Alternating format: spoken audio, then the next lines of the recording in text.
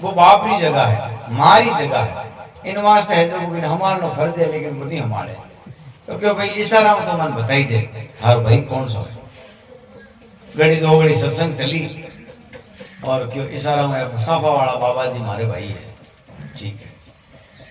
दो घड़ी बाद में भी बाबा जी ने खड़ा करिया वे संत क्यों भाई बाबा जी बताओ आपने कथा कड़ी लाग रही है क्यों साहब जोरदार है, मैं तो एडी कथा कदी हुई नहीं। तो बताओ पहले दिन में थाने कहीं क्यों आ मन याद करता, दूसरे दिन आई याद करना, तीसरे दिन आई याद करना। तो बार घड़ी दो घड़ी पहली क्यों याद माने की नहीं है, बाकी कथा थानी जोरदार है, इनमें कोई शक नहीं। तो क्यों कोई बात बोली भाई, कोई ने याद रहे कोई ने कोली रहे थे भाई किता हो। तो भाई तो महाराज मैं दो हाथ जल में हाथ दो जना तो बिना टाबर छोरा तो पता नहीं, मैं तो 20 साल अभी घड़ी में पकड़ी दी। क्यों झूठ तो नहीं बोली, हाँ झूठ नहीं बोलिए पर वो क्यों क्यों महाराज कहीं बताओ माँ किसने लोगों का कई दुख है मारे वहां बींदनी ऐसी ऐसी गाड़ियां बोली तो मारो तो मन फाट गो भी घड़ियों तो एडी कई गाड़ियां वो क्यों महाराज मत पूछो, एक एक गाड़ी मारी या मुंबई भी उड़ी है। वे संत क्यों रहे थारो जो तो ढोर और कोई भाई कल्याण करने वाली बात तो धनी घड़ी दौड़े घड़ी वाली याद नहीं है और गाड़ियां 20 बरस की धनी याद है। अपन हैंगर हाथ आई है 20 बरस की बात आप भले छोटा जैसे बच्चों छोटा है थोड़ो सो होश आयो उन दिन पूछ लो पूरी कैसी बताए दे आप, लेकिन आत्मज्ञान की बात नहीं। सुमरण साधन अपनो कल्याण किस बात है वह बात अपन कोई समझ में नहीं आई और नहीं अब समझ नहीं चाहता। संत महापुरुष कहते हैं सत्संग यही बात करते हैं अपना बदलाव करती है। हम लोग कैसे हैं परमात्मा की अपरा शक्तियों के अधीन है, न चाहते हुए काम क्रोध लोभ मोह राग द्वेष आशा तृष्णा में बह जाते हैं। हमें परिपक्व करती है, हमारा बदलाव करती है। दादू दयाल महाराज की वाणी फरमाते भाई रे भान गढ़े गुरु मेरा, मैं सेवक हूँ उसके रहा। मैं किसका सेवक हूँ जो भान के गढ़ते हैं। क्या मारते हैं? मारते नहीं, हमारे मन की जो अनिति है उसको बदलते हैं।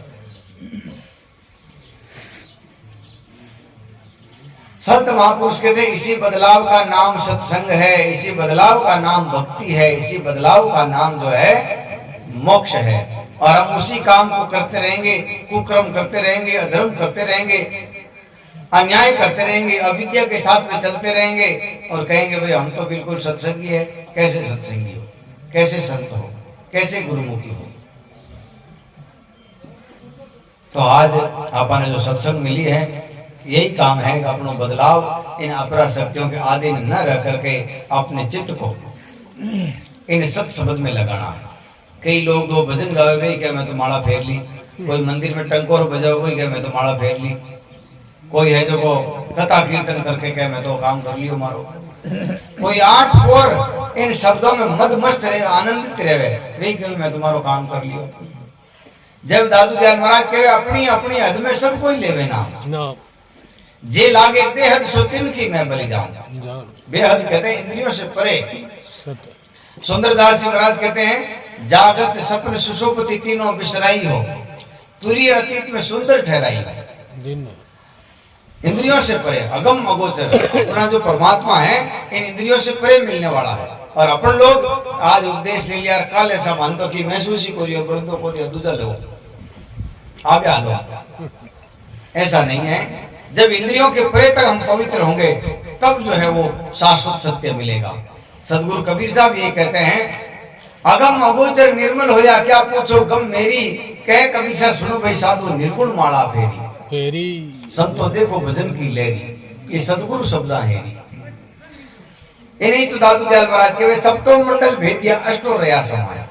7 मंडल 3 गुण है और 4 अंतःकरण है। जब ये पवित्र हो जाए तो 8 अपनों खुद को देश है, अपने ही परम गुरु वहां रहते हैं, अपने ही परमात्मा वहां रहते हैं, अपने ही आत्मदेव वहां विराजे हुए हैं। और उनको देखना उनसे मिलना सभी मनुष्य का प्रथम कर्तव्य है।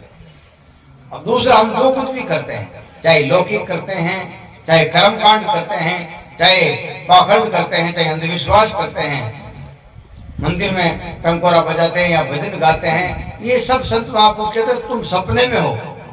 सपने में वो आदमी राजा बन जाता है, जगने के बाद में कोई उसको राज नहीं देगा। उसी प्रकार से तुम अभी जब सब सपने में चल रहे हो, सपने में संत भी बन जाते हो, सत्संग भी बन जाते हो, गुरुमुखी बन जाते हो, दानी बन जाते हो, माँ दानी बन जाते हो, सूरवीर बन जाते हो, माँ सूरवीर बन जाते हो, लेकिन ये सब यहीं रह जाने वाला है। हमारा जो शाश्वत लोक है, जो सत्य लोक है, वो हमारी इंद्रियों से परे इसी शरीर से मिलने वाला है। मरने के बाद में भी मोक्ष न तो किसी की होती है और ना किसी की आगे होएगी।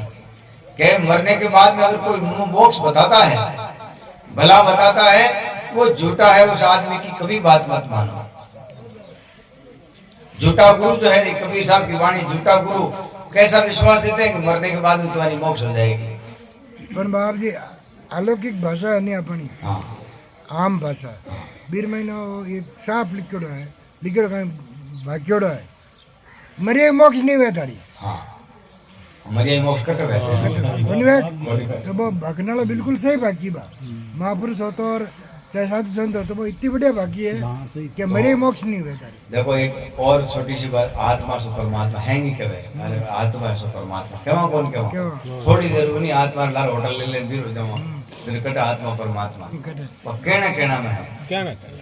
तो कहना कार्य नहीं लगे, इन वास्ते कहीं अपनाओ, इन्हें जियो। जो भी अपनी जिंदगी है, मेरी जिंदगी ने जीवा जब भी सुख मिले।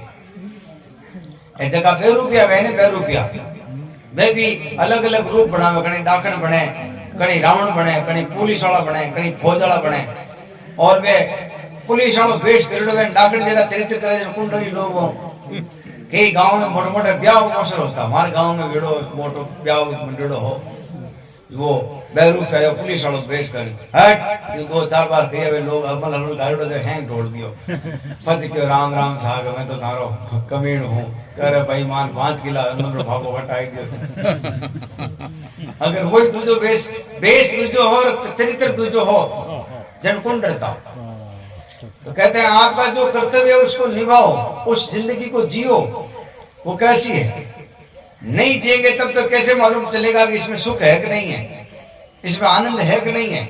सत्संगी बनते हैं, संत बनते हैं और उसका न तो ज्ञान है, न विश्वास है, न भरोसा है, न उसका विवेक है, फिर कैसे सत्संगी और कैसे संत हो। तुम्हें तो वो चीज मिलेगी नहीं और नहीं मिलेगी जब जो है उस बनने में बिखरने जैसा है, आनंद नहीं है।